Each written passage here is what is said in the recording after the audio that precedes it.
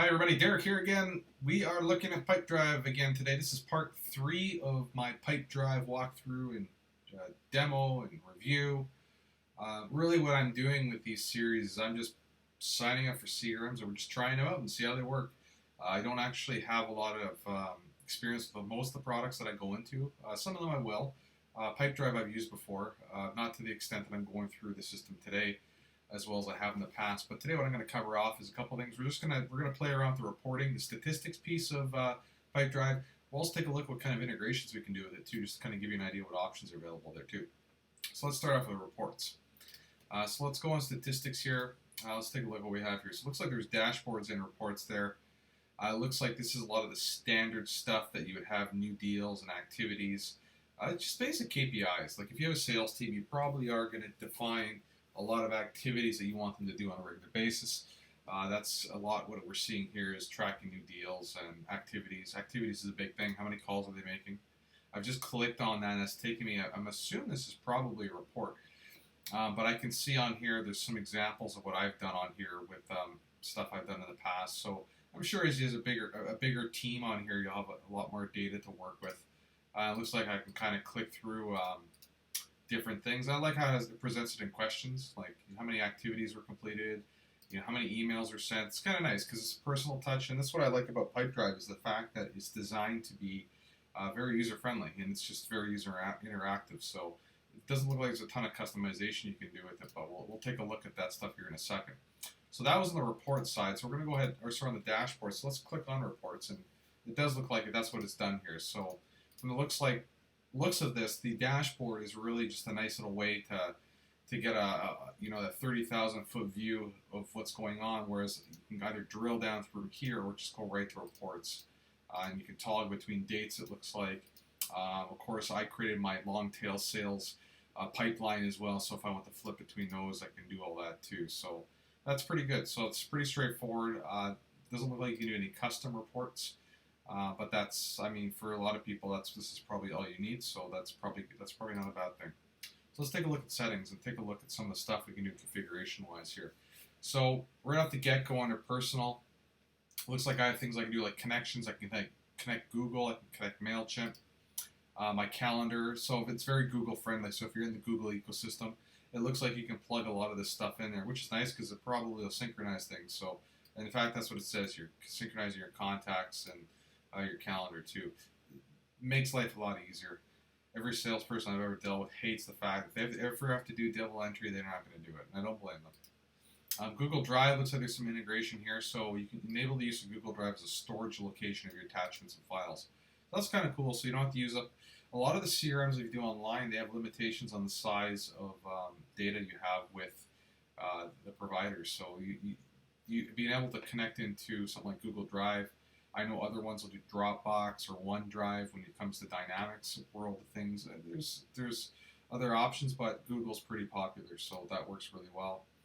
As we talked about email integration, you can do the two-way full email sync here, so that's kind of neat. The first video I touched on this a bit. We talked about activity reminders. I touched on that yesterday when I did this part 2, how I got this email automatically. There's some user interface stuff looks like you can do. So there's some customization, formatting. It looks like you can do here a little bit too. So some basic things. API. We've used the API at Eligio before, so it's a fairly useful API. So if you do have third-party systems that you want to work with, for instance, you want to integrate some like QuickBooks, you could do that. We'll take a look at what other features they might have here shortly. Companies. I guess you can have multiple companies you can work within. So. That's pretty, I never even thought about a feature like that. That's kind of cool. You could think about maybe you're an agency or an agent and you work for multiple vendors or companies. You could potentially have multiple Pipedrive accounts on here. So that's pretty good. Move on to things. We played with the pipeline already. We talked about goals a little bit the other day, users' permissions, customized fields. So, what kind of customizations can we do in here? It looks like you can add fields on here as well. Don't know if you can edit anything in here. Doesn't really look like it. It looks like you can toggle some stuff around. And these are the test ones I created there. It looks like when I did my demo on part 2, I was playing around with it a bit when I said they loves hockey and all that. It looks like it's automatically populated that in here. So that's I'm as an administrator that does worry me a bit. So I'm not sure if there's a way to lock that down. I'm sure if you went users permissions, I might be able to take a look in here and see if they can do anything about custom fields or something like that. I don't know if there's really anything on custom fields in there, but that would be something I'd be worried about as administrator. But nonetheless, you can create custom fields. Looks like in these 3 different modules, so that's pretty good. Features, just turning on and off things, so that's good. I like Slack integration. We use Slack internally at Eligio, so this is kind of nice. Usually just for notification stuff. I'm imagining it's probably very similar that way. I'm not going to set it up here. Company settings, just basic settings and currency settings. We touched on this a little bit before. Importing data, let's have a look at that. So it's probably just CSV file. The thing with migrating data, it's always a little bit difficult because every database is a little bit different, so that can always be a bit of a challenge. Webhooks.